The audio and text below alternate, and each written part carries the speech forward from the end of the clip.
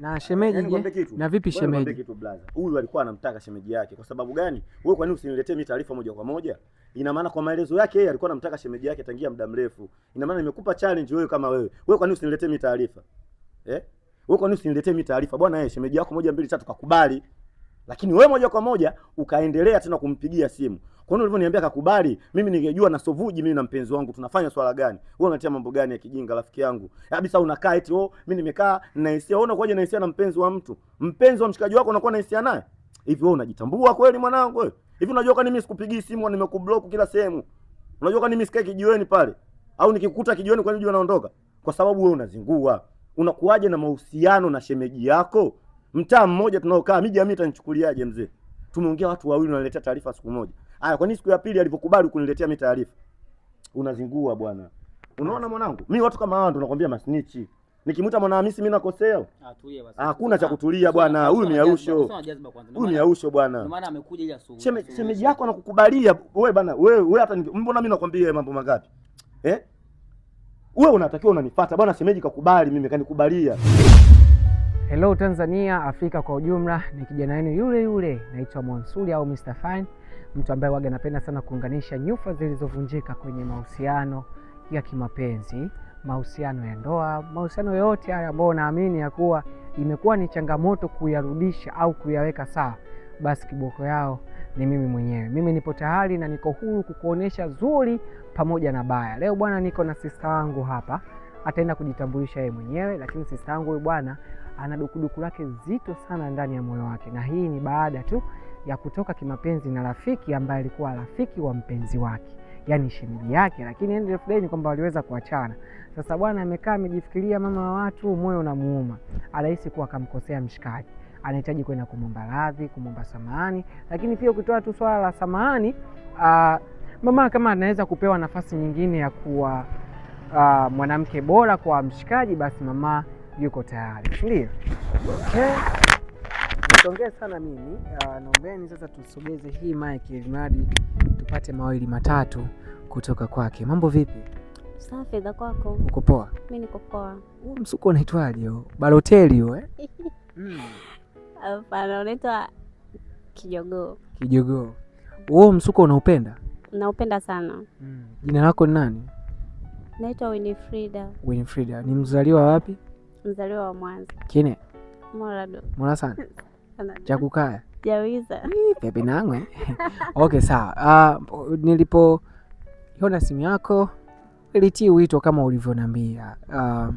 Cha kwanza kitu ambacho nilikuwa natamani kukipata kutoka kwako, imali tusiwacheleweshe watu ambao wanatutazama sasa hivi.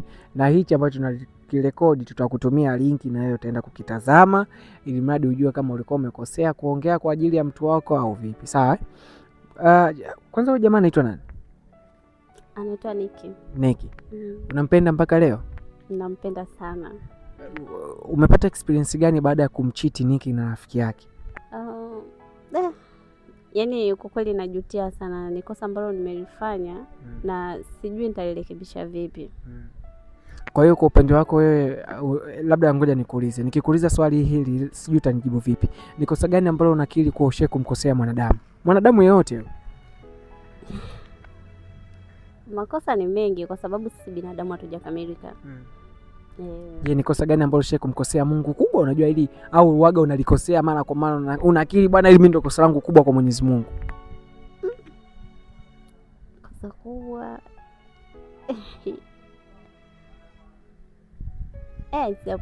Siwezi kusema. Basi wakati tunaendelea kumpakua sister yetu hapa, guys, naomba niwakumbushe kitu kimoja. Hoteli ni moja tu ndani ya Dar es Salaam, ni Barcelona Hoteli inayopatikana Goba Center. Kwa mtu yote ambaye anahitaji hoteli ya kisasa yenye utulivu, yaani ukifika kwenye hoteli kama umefika nyumbani, basi hakikisha unawasiliana na namba ambazo unaziona kwenye screen hapo. Wanaitwa Barcelona Hoteli, wapo Goba La Stanza pamoja na Goba Center, si ndio sister? Swali lingine ambalo nilikuwa natamani kulijua, mahusiano yako wewe na Niki mna muda gani mpaka midai? Mahusiano yangu mimi na Niki ni miaka 2. Na huyo mahusiano na huyo rafiki yako ni muda gani? Huyo rafiki wa Niki mmedate kwa muda gani? Nataka nakuuliza hivi kwa sababu nataka nijue kesi yenu naweza vipi kuiweka sawa. Ni mwezi mmoja. Mwezi mmoja. Na mmeshai labda kulala? Ndio. Wewe na huyo Niki. Mara ngapi? Siri yako? Haya, okay sawa, basi ni siri yako. Niki unampenda umpendi? Huyo nanili huyo rafiki mtu sijui shemeji yako unampenda umpendi?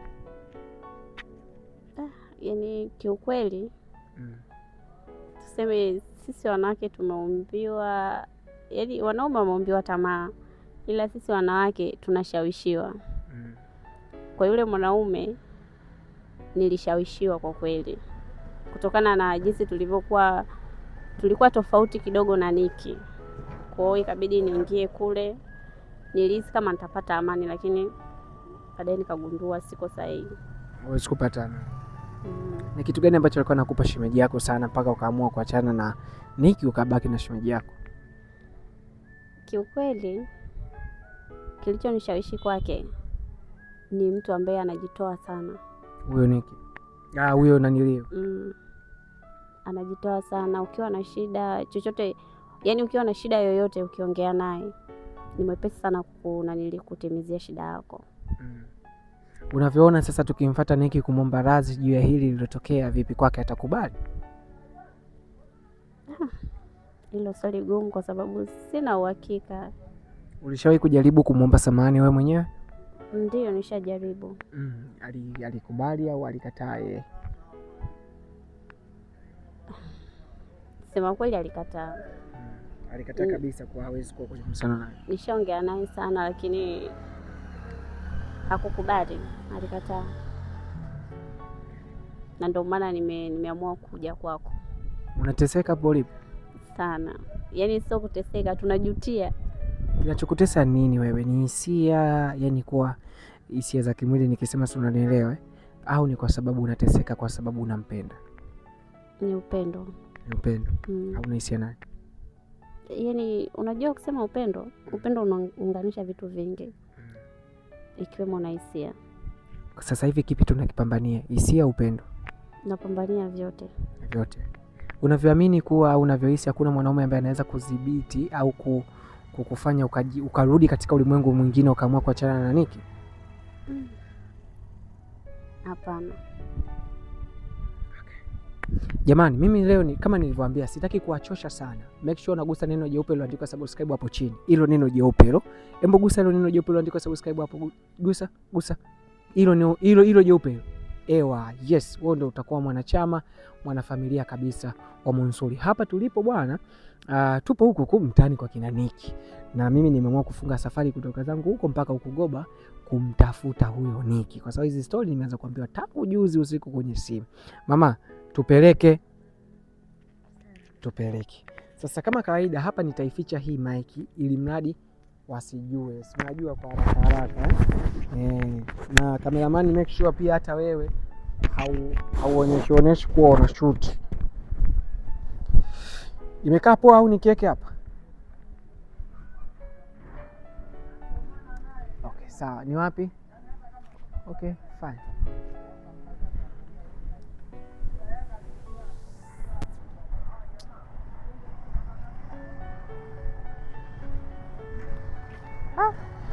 Kumbe huu mtaa na watu wengi.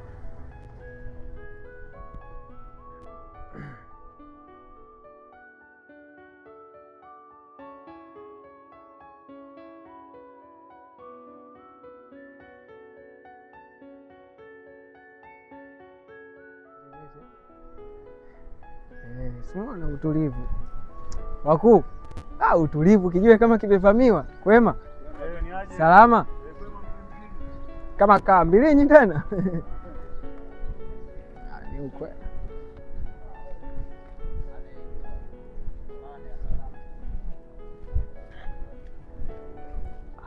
Ukwe.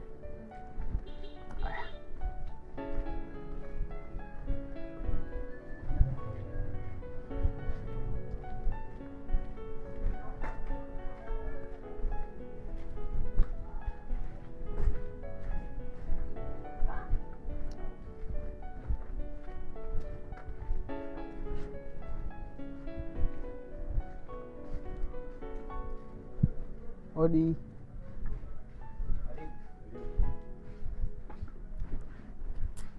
Wako kwema? Salama. Shwari. Kama kawa. Nakuaje wazee? Kama kawa. Kama kawa.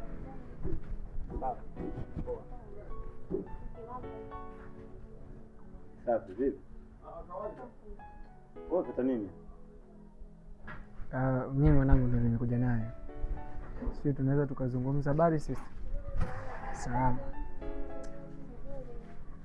Sasa sijajua kama tunaweza tukazungumza mwanangu one time tu kama dakika 10-15. Labda mazungumzo yangu mimi na wewe lakini sio huyo. One time tu, hata yeye pia akiwepo sio mbaya. Kwa sababu huyu ndo kanileta huko. Yeah. Kwa mazungumzo mimi ni wapishi. Au unaweza tukawepo ustupishe. Wewe ustupishe. Hapa. Karibu bwana mwanangu.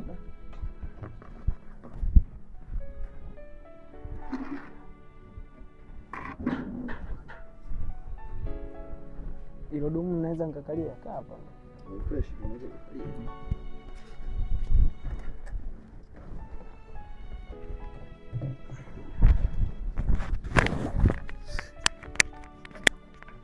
Nakwaje wazee? Shwari. Bwana, mimi naitwa Mansuri, ni content creator wa mambo ya mahusiano. Nilipigiwa simu na mama hapa na akawa ameniambia ya kuwa amegombana na mpenzi wake. Sasa aliniambia kuwa amegombana na mpenzi wake, na issue ni kwamba amekiri kosa. Mimi sitaki kulitaja lile kosa, lakini yeye amekiri kosa na akanitafuta mimi. Ameweza kunipa hadi pesa ili mradi nije kuliweka sawa hili ambalo linaendelea kwenu, kama kuna uwezekano wa nyie kulimaliza ili mradi tuwe kama zamani, nadhani itapendeza zaidi, au unasemaje? Brother. Yaani nimekuheshimu tu kwa sababu wewe sikufahamu na wewe unifahamu. Ni mgeni pia kwenye macho yangu, ndo mara ya kwanza nakuona maybe. Lakini kwenye swala la huyu aisee brother, aisee hapo utanisamehe sana. Siwezi kuwa na mwanamke kama huyu brother kwenye maisha yangu. Yaani nishamtoa kwenye maisha yangu kabisa. Yaani kwanza nimeshangaa sana kumuona hapa tena kwenye macho yangu kwa mara ya pili. Anakuja tena kunipa maumivu mengine kwenye moyo wangu.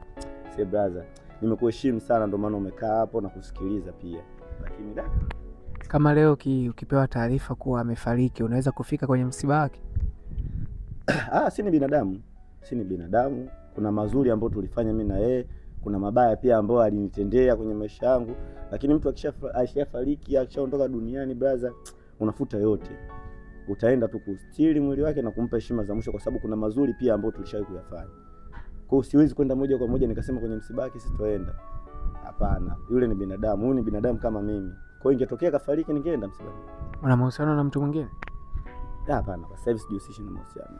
Nipo tu kama yani nilivyo, yani kama alivyoniacha ndo nipo napambana tafuta hela kaka. Kwa nini umemwacha?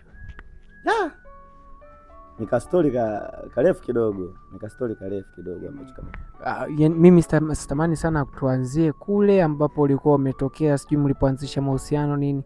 Yaani labda unaweza kutuhadisia tu sababu fupi iliyosababisha mpaka ukamwacha bibi hapa ni nini? Kwa nini ulimwacha mwanamke wako?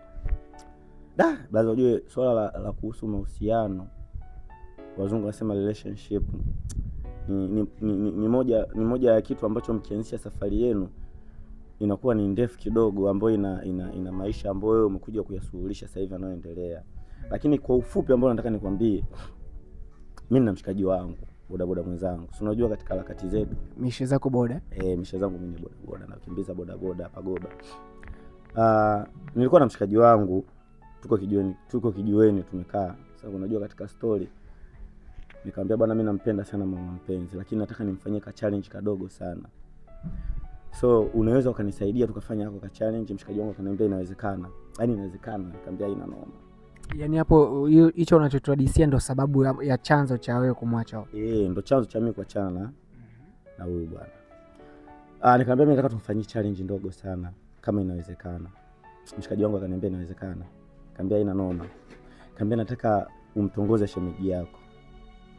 Alikaa akajifikiria sana, akasema kwa sababu ni wewe ni mshikaji wangu, mimi nitakusaidia hilo swala. Kwa rafiki yako ndo ulimtuma mtongoze shemeji yake? Nikamwambia bwana, mtongoze yule nijue ana upendo kiasi gani kwenye moyo wake juu yangu mimi, ananipenda kiasi gani, ana asilimia ngapi za kunipenda. Basi mshikaji wangu akakubali. Sasa wakati ameenda kumtongoza nini, akawa ananipa taarifa vizuri tu. bwana shemeji naenda naye hivi, anakataa, lakini naona kama anajaajaa hivi. Unajua tabia za vijana. Mwisho wa siku nikaona tu taarifa sipewi kitu chochote. Yaani si nikwambiaje bwana. Nikaja tu kusikia tu jamaa kasha tembea naye. Yaani niliumia. Yaani umelala. Washa date. Niliumia sana. Nikamwambia lakini sio makubaliano yangu mimi na wewe. Kwa hiyo ulimwambia mtongoze kwa siku ngapi? Nilimpa kama wiki. Nimwambia wiki moja, hebu jaribu kumfuatilia shemeji yako, sababu mwanamke hawezi kumtongoza siku moja. Anayejitambua hawezi kumtongoza siku moja akakubalia siku moja. Mwanamke anajitambua? Anajitambua. Yaani uweze hata ukasema umfuate leo akakubalia leo. Hapana, hawezi kukubali. Kwa hiyo nilimpa wiki. Kwa hiyo ndani ya wiki mwanamke anaweza kukuelewa? Inategemea na wewe unaingiaje. Mwanamke wako anajitambua? Kwa kitu alichokifanya kaka. Hapana. Wewe je, unajitambua? Najitambua moja kwa moja, asilimia 100. Chanzo alikuwa nani mpaka mwanamke akaingia kwenye vishawishi vya marafiki zako? Chanzo nilikuwa mimi mwenyewe. Kwa nini umemwacha ikiwa chanzo umekianzisha wewe mwenyewe? Sasa inapokuja mmekubaliana, mimi nimekubaliana na rafiki yangu blaza. Sio, umenielewa? Yaani mimi nimekubaliana naye. Hata yaani nikwambie kitu, tabia za vijana zipo hivi. Mimi na mpenzi wangu ninayempenda, yaani kiuhalisia. Sio, umenielewa? Hata wewe unaweza kaniambia bwana mimi nampenda. Mimi siwezi kabisa kumwambia mtu amjaribu mwanamke wangu. Kwa sababu udhaifu wa wanawake ni mdogo. Mwanamke ukitumia hela umempata. Ukitumia sijui mavazi, nimekununulia nguo, twende tutoke outing, njoo nikununulie chakula, unampata. Sasa muulize mimi na yeye tuko kwenye mahusiano miaka mingapi? Ananiambia miaka 2. Sasa miaka 2 unaona midogo hiyo. Ina maana mpaka nakutuma mtu aende akafanye challenge na wewe. Ina maana unaweza kumkatalia na yule anajua kabisa yule ni shemeji yake. After challenge, nini lilikuwa lengo lako? Lengo langu nijue ananipenda asilimia ngapi kwenye moyo wake. Kwa hiyo sasa hivi umegundua alikuwa anakupenda asilimia ngapi? Hapo nimeona hamna upendo wote. Kwa hiyo hata katika mazuri ambayo kufanya kwa sababu ya upendo.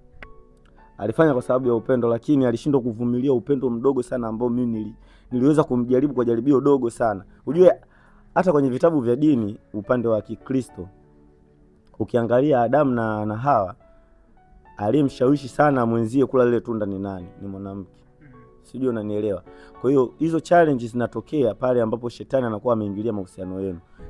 Kama mimi shetani ameingilia mahusiano yangu kwa sababu sikufikiri kama yeye anaweza akamkubalia mchizi wangu direct in deep. Sio, unanielewa? Rafiki yake je, mfano angekutongoza wewe ungekubali au ungekataa? Siwezi kuliongelea hilo, no comment. Ungekubali? Nisingeweza kuongelea kwa sababu sisi ni wanaume, siwezi kuongea hapa na kati media inaniona, sio mnanirekodi nini afu nikijana. Sawa. Je, baada ya hiyo challenge ambayo ulikuwa umetoka kumpa mwanamke wako, baada ya hiyo challenge ulikuwa unataka ukamtolee mahali au ulikuwa unataka ufanyaje? Maana ni challenge tu bila sababu. Kwanza nilikuwa nampenda sana. Elewa neno maana nilikuwa nampenda. Sio, umenielewa brother? Elewa neno nilikuwa nampenda sana. Hamna mwanamke nilikuwa nampenda kama huyo. Na yeye mwenyewe anafahamu. Na unajua kabisa mwanaume akipenda mpaka kufikia hatua yake ya mwisho kama mimi nilivyopenda, huwa kuna sababu anakatafuta aone, je, upendo wangu mimi ninampenda yeye na yeye anao kama yaani sio nikuelezeje, na yeye ananipenda kama ninavyompenda mimi. Ndio chanzo cha mimi kuingia direct kwenye challenge, nione upendo wangu mimi unalingana na upendo wake yeye anaonipenda mimi. Sio, unanielewa? Mimi nimekuelewa kwa engo yangu. Huyu ni rafiki yako ni rafiki yangu. Bro, inakuwaje? Safi kama kaa. Fresh. Wewe unaona hapo sababu au chanzo katika simulizi hii fupi ambayo imetokea baina ya wawili. Sababu unavyoona au chanzo kikubwa hapa ni nani? Nani mwenye shida? Mwanaume au mwanamke? Mimi nafikiri makosa yapo upande wote. Pande zote kuna makosa. Kila mmoja ana makosa kwa upande wake. Japokuwa huyu alivyoenda kumjaribu kwa style ile sio nzuri sana, kwa sababu huyu ni binadamu afu ni mwanamke. Mwanamke ni mdhaifu sana kwenye hayo mambo. Sasa alipompa hiyo challenge afu ikaja kuwa tofauti na ambavyo alikuwa anafikiria yeye. Kwa sababu huyu naye hakujua kama amepewa challenge. Kwa alijua tu ni kawaida tu, labda huyu kanitongoza kwa sababu amenipenda au hivi na hivi. Na kwa kipindi hicho wakati anampa huyu challenge, sikujua kama alikuwa wapo katika kiwango gani katika mahusiano yao. Labda mapenzi kama yashaanza kupungua au bado wanapendana vizuri, siwezi kujua. Kwa sababu wao ndio wanafahamu walikuwa wapenzi. Ila kiukweli mimi naona pamoja kila mmoja ana makosa yake, japokuwa shina alipokuwa huyu, kwa sababu huyu ndo alianzisha hicho kitu. kwa sababu kama asingefanya hicho kitu sidhani kama wangefikia hatua ya kuachana, kwa sababu kwao shina lipo huko. Wewe unaviona vipi jamaa, anastahili kumsamehe mwanamke au hastahili? Yote yanawezekana. Basi hapo hapo. Mama, una kitu gani ambacho cha special sana unatamani kumwambia mshikaji? Yaani neno langu ni moja tu, nampenda na nitaendelea kumpenda, naomba tu anisamehe. Na mimi neno langu ni moja tu, kama kuna uwezekano wa moyo wako kusamehe, msamehe. Kuna huo uwezekano, kwa sababu hakuna mtu ambaye alikuwa perfect. Wewe mwenyewe umekosea, pia yeye kakosea. Haya, sawa, kosa ambalo amelikosea yeye tayari umemwadhibu kwa kumwacha. Je, kosa ulilokosea wewe tukuadhibu kwa njia gani? Na ndio maana niko single mpaka sasa hivi. Sijajisikia tena kuwa na mwanamke yoyote kwenye maisha yangu, kwa sababu kikawaida kitu ambacho kimetokea ukaenda kutafuta sehemu nyingine tena ukajiliwaza, ni sawa utakuwa unakumbuka vitu ambavyo vishapita, flashback. So mbona kwa hilo kosa mbona ni dogo sana? Au huyo rafiki kwanza yuko wapi? Anakaa wapi huyo rafiki? Mtu yupo hata tukisema tumpigie simu yupo. Anapatikana sasa hivi? Anapatikana. Hebu mvutie waya, pigeni simu, au kama tunaweza tukampata sehemu alipo sasa hivi twendeni. Mimi niko tayari. Tumfuate. Sawa, kama inawezekana. Sasa ikileta ugomvi? Hamna ugomvi. Sasa tunaleta ugomvi wa nini? Labda wewe ndio ulete ugomvi, kwa sababu mtu anaweza kumkumbusha mambo yaliyopita. Kwa sababu yule ni mshikaji wangu kinoma noma. Ugomvi hautotokea kwa sababu ukashapotezea tayari, ukashapotezea. Sasa mama anataka kurudi. Unapoenda tena kuwakutanisha, huwezi kujua utazalisha nini, kwa sababu unapoenda kukutana nao kuna kitu atakikumbuka, atarudisha matukio ya nyuma, hatimaye akapata hasira, wakagombana, wakauana pale. Huyo jamaa alifanya hivyo ni kijana mwenzetu, kwa hiyo inabidi tumpe elimu ili mradi asije kufanya sehemu nyingine tena upumbavu na ushenzi kama huu. Wewe unavyozani kama amefanya hapa kwingine atashindwa kufanya? Je, elimu ya kijana mwenzetu atapewa na nani kama sisi wenyewe wa kumpa elimu? Sasa hapo unasikia? Hapo sio kama tumfuate au tumpigie simu aje hapa. Sawa, mvutieni. Na akili, kwa sababu wakukili, yani nataka leo akili. Kama kweli yeye mwanaume nataka akili. Kwa sababu maneno niliyasikia kwa watu, yani nataka akili mwenyewe kwa kinywa chake. Akikiri utamsamehe. Na aseme kabisa yani ukweli, mimi na yeye tulikubaliana nini? Sawa, mpigieni simu. Bwana mimi swala kazi ni ndogo sana. Koja na yeye aje hapa tupate. Kwa sababu unajua ukisikia romance za watu zinaendelea, yani bora wewe mwenyewe angekili ndo, yani si nisemeje. Basi haina shida. Namba yake unayo? Namba yake hapa ina. Lakini pia bibi kanambia hapa kuwa hajawahi kufanya naye kitu chochote, ila alikuwa tu kwenye mahusiano. Huyu hapa. Oa. Safi kama kawa. Kama kawaida naambia. Safi, wapi hiyo? Sema uanza ukaja hapa mtaani mara moja hapa kwa Mwana, hapa kwa Niki. Kuna issue mara moja, njoo. Kuna issue moja tu ya kawaida kuzungumza, njoo. Hakuna tatizo. Hakuna tatizo, wewe njoo tu, hamna shida. Poa. Umesikia anakuja. Sawa. Pita tu mamangu, usijali. Sawa. Jamani, tunamsubiria, lakini wakati tunamsubiria huyu jamaa, make sure unagusa neno jeupe lililoandikwa subscribe hapo chini, ili mradi wewe mtu wa kwanza kabisa kupata habari hizi. Asante sana. Tumsubirie mshikaji.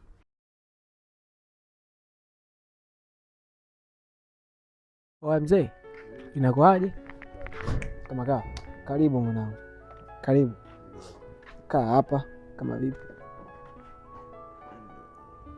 Kuna kitu hapa mwanangu, tuzungumze kidogo hapa ndani.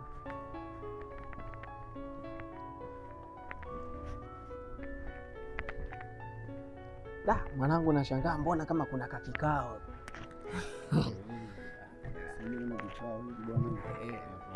Of course sisi pia ni wanaume, tunaweza tukakata kikao cha kupeana michongo, tukapeana maidia madili. Bwana hapa, mimi sitaki nikucheleweshe sana ndugu yangu. Najua labda unaweza kujiuliza kuna kamera kule, kuna kitu nimekishika. Bwana, hii ni device ya recording. Mimi natokea katika baraza moja vile linaitwa BASATA. Kuna kitengo pale ambacho kinahusika na kurekebisha na kutengeneza nyufa zilizovunjika za mahusiano. So mimi pia natokea huko. Nimekutana na changamoto moja, bidada hapa kugombana na mpenzi wake, kuachana, na baada ya kuachana hawa bwana, nimejaribu kufuatilia kujua ukweli. Imefahamika ya kuwa wewe ndio ulikuwa chanzo cha wewe hawa watu wawili kuachana. Lina ukweli gani hili? Ukweli bwana blaza, ukweli upo, na kikweli swala nilijaribu kulikataa, lakini mimi nililazimishwa. Nani ulilazimishwa kuchiti na shemeji yako? Sio bahati tu kuchiti, kwa sababu rafiki yangu alinituma. Alikutuma ukafanyaje? Ukamgonge demu wake? Sio kama kumgonga, alinituma ili nikamjaribu kumtongoza shemeji, na mimi nilitelekeza lile, nikafanya kitu ambacho alichoniambia. Ulimtongoza shemeji yako? Nikaenda nikamfuata kweli, nikaongea naye shemeji, nikamtongoza vizuri, akawa anakataa, na bro akaniambia kwamba unapomtongoza unipelekee taarifa, information yani. Kusema kweli nilipeleka taarifa siku moja, na taarifa nilipeleka ya juu tu, sio kwamba ya ile ya uhakika. Kwa hiyo unataka kusema ni kwamba siku ya kwanza kumtongoza shemeji yako alikubali? Siku ya kwanza ukweli hakukubali, alikuja kukubali siku ya pili. Mtongoza leo kesho akakubali? Alikuja kunikubalia siku ya pili, na siku ya pili mimi alinipigia simu, niko nyumbani, akawa ananiambia kwamba kile kitu ulichokuwa unaongea kwangu limaanisha. Nikamwambia alikuwa anamaanisha, na mimi kweli nimaanisha kweli. Kwa hiyo shemeji mwenyewe ndo na alivyosema hicho, alivyokuuliza kile kitu ulikuwa unamaanisha, ni kweli? Kwanza ulimuuliza hivyo? Ni kweli, nilimpigia simu mwenyewe. Kwa nini ulimpigia simu?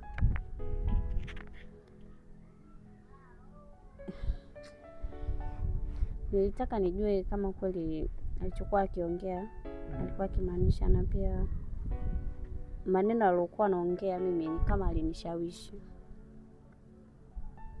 shemeji. Kwa jamaa kwa hiyo siku ya pili ni kwamba haukuwa na nia ya kumtongoza, ila baada ya kuona lile tilalila, basi siku ya pili shemeji kakupigia na yeye ikabidi ujiongeze.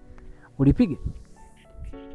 Ni kweli alivyonipigia, mimi kweli nilikuwa sina nia, kwa sababu alivyonituma ulaza mimi nilipomwambia siku ya kwanza, nilimtongoza siku ya kwanza, nitaka niache kabisa kufuatilia, kwa sababu hivyo vitu unajua, unapomwelekeza mwanamke vitu kama vile, unajua kuna hisia ambazo zinakuja, inatoka kwenye kinywa, inakutana. Mimi naweza nikafanya masiara, lakini wao akawa anamaanisha ni uko serious. Kweli shemeji alikuwa serious, akakubali. Na mimi mwana sikumpelekea taarifa yoyote. Kweli hilo ndo kosa lako? Hilo ndo kosa langu. Unamaanisha alikuwa anamtaka shemeji yako? Na shemeji na vipi shemeji? Kitu blaza. Huyu alikuwa anamtaka shemeji yake. Kwa sababu gani? Wewe kwa nini usiniletee mimi taarifa moja kwa moja? Ina maana kwa maelezo yake yeye alikuwa anamtaka shemeji yake tangia muda mrefu. Ina maana nimekupa challenge wewe kama wewe. Wewe kwa nini usiniletee mimi taarifa? Wewe kwa nini usiniletee mimi taarifa? Bwana shemeji yako 1 2 3 kakubali. Lakini wewe moja kwa moja ukaendelea tena kumpigia simu. Kwa nini ulivyoniambia kakubali? Mimi ningejua na sovuji mimi na mpenzi wangu tunafanya swala gani? Wewe unatia mambo gani ya kijinga rafiki yangu? Kabisa unakaa eti mimi nimekaa na hisia. Wewe unakuja na hisia na mpenzi wa mtu? Mpenzi wa mshikaji wako unakuwa na hisia naye? Hivi wewe unajitambua kweli mwanangu wewe? Hivi unajua kwa nini mimi sikupigii simu na nimekublock kila sehemu? Unajua kwa nini mimi sikae kijiweni pale? Au nikikukuta kijiweni kwa nini unajua naondoka? Kwa sababu wewe unazingua. Unakuaje na mahusiano na shemeji yako? Mtaa mmoja tunaokaa, mimi jamii itanichukuliaje mzee? Tumeongea watu wawili unaletea taarifa siku moja. Haya, kwa nini siku ya pili alipokubali kuniletea mimi taarifa? Unazingua bwana. Unaona mwanangu? Mimi watu kama hao ndo nakwambia masnichi. Nikimuita Mwanahamisi mimi nakosea? Tulie basi. Hakuna cha kutulia bwana. Huyu ni Yausho. Huyu ni Yausho bwana. Ndio maana amekuja ili asuhuhu. Shemeji yako anakukubalia wewe bwana. Wewe hata mbona mimi nakwambia mambo mangapi? Wewe unatakiwa unanifuata bwana, shemeji kakubali mimi kanikubalia. Kwani mimi ningechukua maamuzi gani baada ya kusikia hivyo? Unaniambia kabisa eti hisia, mtoto wa kiume kabisa eti hisia, mimi hisia kwa shemeji yako brother. Hivi unajitambua kweli wewe mwanangu wewe? Basi sawa, tupo hapa kwa ajili ya kutengeneza na sio kwa ajili ya Yausho bana kubomoa. huyo mwanangu. Kwa upande wako mwanangu, kwa pigo kama hizo zilizotokea, ulidumu kwenye hayo mahusiano na shemeji yako kwa muda gani? Kusema kweli, mimi yule mwanamke nimedumu naye mwezi mmoja, nimekaa naye mtaani. Ndani kwako? Ndani kwangu ya. Kazi mambo ya kipala, mtu anakaa na mwanamke wangu mwezi. Sawa, umejifunza nini mpaka midai katika hilo ambalo limetokea? Wewe umejifunza nini? Nimejifunza mambo mengi sana. Unajua mimi kwamba so kwamba mimi sikutarajia kitu kama hicho kitakuja kutokea. Sikutarajia kabisa, kwa sababu mpaka nikajikuta nimeingia kwenye penzi la shemeji. Tumeishi, tuna enjoy, tuna spend, tunaenda sehemu, tuna enjoy, tunakula nini, lakini nishasahau kama mwana, nishajizima data kama mwana. Kwani wewe unampenda? Kwa hapo blaza, jibu langu kidogo linakuwa ngumu. Haumpendi yani? Hebu kuwa mkweli, unampenda au haumpendi? Kumpenda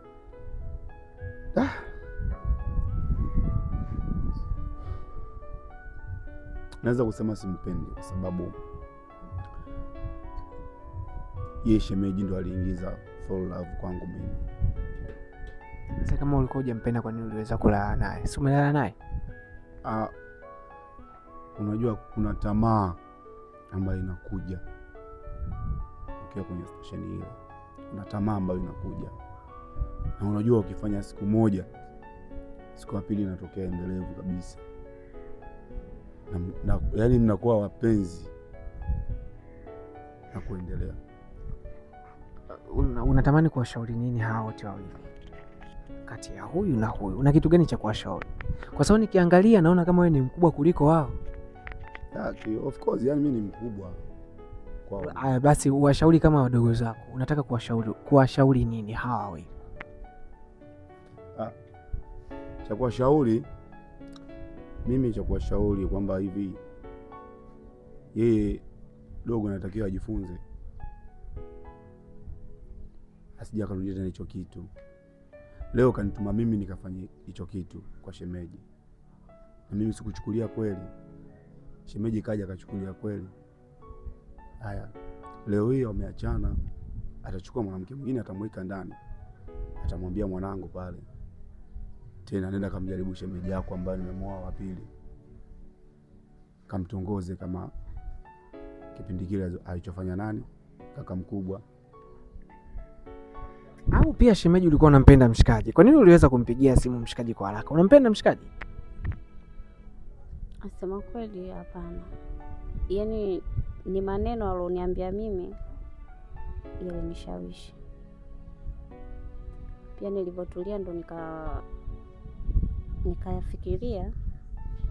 Sisi wanawake tumeumbwa kushawishika.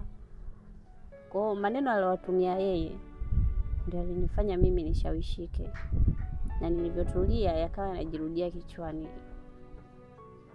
Hivyo nikaona nimtafute mimi mwenyewe nijue kama ni kweli hayo maneno alikuwa akiyaongea alikuwa anamaanisha au hapana, lakini jibu lake ndio lilinipa mimi uhakika. Kwa hiyo jamani, ukajikuta unamtamani, sio unampenda. Ndio. Lakini jamaa sana kuridhisha fresh sana.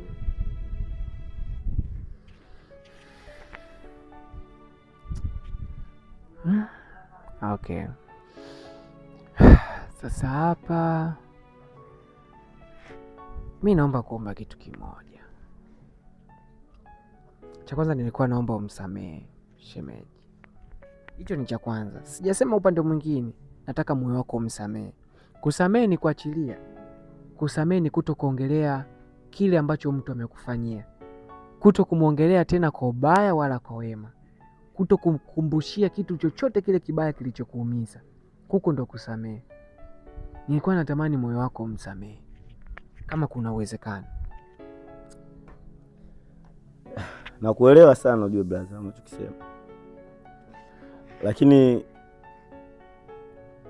hatua nilizopitia mpaka kusahau hicho kitu na kumsamehe. Sijamsamehe leo brother. Mimi nimemsamehe muda sana. Lakini situation ambayo nimepitia mimi na washikaji zangu wengi tu ambao tulikuwa tuna uwezo wa kwenda kumfanyia jamaa fujo, tukafanya vyovyote tunavyojisikia. Lakini hekima yangu kwa sababu ya mwanamke mimi nilimpenda. Na story ambazo si nikuelezeje. Feel mtu anakufanyia hicho kitendo afu kinazagaa sehemu ambayo unafanyia kazi. Wewe unafikiri kitatokea nini kwenye maisha ya mtu yote, hata ingekuwa wewe sehemu ambayo wewe unafanyia kazi? Sikuwa una uhuru, una amani. Yaani labda maybe nikuulize mtu ambaye ndo kama hivi umeenda kumuoji, si ndio Mansuri? Umeenda kumuoji hivi mtu, labda wewe unakuja kusikia kwenye channel yako au mitandao yako umetembea na mtu ambaye umeenda kumuoji. Hivi mashabiki zako wanakuchukuliaje? Inakuwa sio picha nzuri. Si ndio Kwa hiyo itakuia ugumu sana, itabidi uame hata kijiwe. Nimekosa hela nyingi sana. Yaani vitu vingi vimedrop kwa ajili yake. Lakini mimi kumsamehe, mbona nimemsamehe mwenyewe najua, nishamtumia message. Kwa hiyo kinachokufanya ushinde kurudiana naye ni kwa sababu ya mazingira ya watu wanaokutambua. Of course. Je, kama ikitokea ukahamisha makazi unaweza kumsamehe na kurudiana naye? Bado hujajua. Ujue nikwambie kitu ambacho kinaweza kikawasaidia na wengine pengine labda wanaonisikiliza. Watu hawaachani kwa kuchitiana. Si umenielewa brother? Hakuna mtu yoyote duniani anamkuta mpenzi wake yuko na mtu fulani, hata ingekuwa amemkuta lodge, hata siku hiyo hawezi kwenda kumwacha. Na ndio maana unakuta hata ndoa